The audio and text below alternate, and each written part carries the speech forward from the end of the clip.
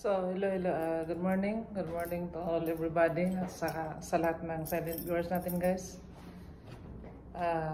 Nag-duty ako ngayon dito sa Asborn. So, night shift tayo ngayon, guys. Nag-start ako ng alas 11 ng gabi hanggang alas 7 ng umaga.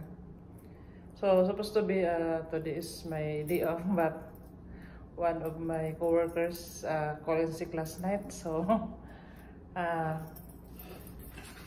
tinawagan ako ng LPN na mag-duty ako. So, kanina kasama ko dito si Alexis. So, time check tayo, guys. 5 minutes to 5 in the morning. So, 2 hours more, go home na ako. So, first of all, I would like to thanks to everyone ng mga silent viewers ko and bago natin mga subscribers.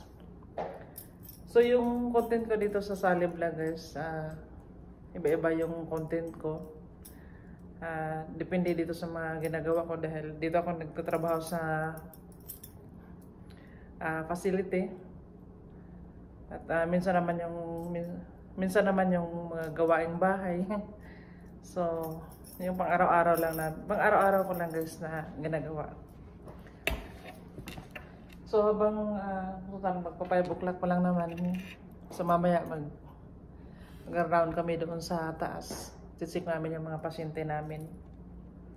So, sa loob ng 8 hours, meron kaming every 2 hours, maakyat kami doon sa taas. So, nandito ako sa front ngayon. Ito yung kung saan papasok ang mga frontliners dito, mga nurse, mga residents. Dito ako nag-shooting ngayon. Habang nagpapahinga pa yung kasama ko. So, shout out tayo, guys, sa lahat ng mga subscribers natin. Sa lahat ng mga silent viewers natin. I really appreciate.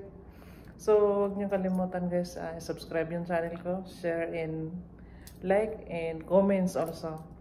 And thank you so much. And thank you all and take care to all everyone. So, see you sa ating next video.